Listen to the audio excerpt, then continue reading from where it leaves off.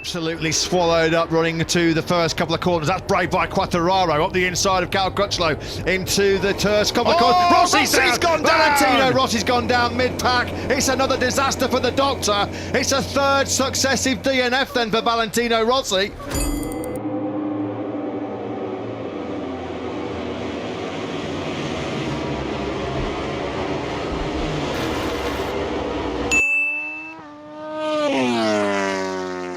And that leaves Marc Marquez injured for the second time within the space of a month.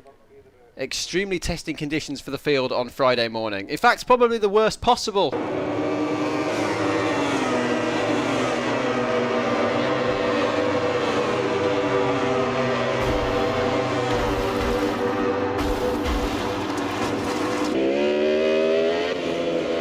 If you enjoyed the video, hit the like button and subscribe to this channel for more videos like this.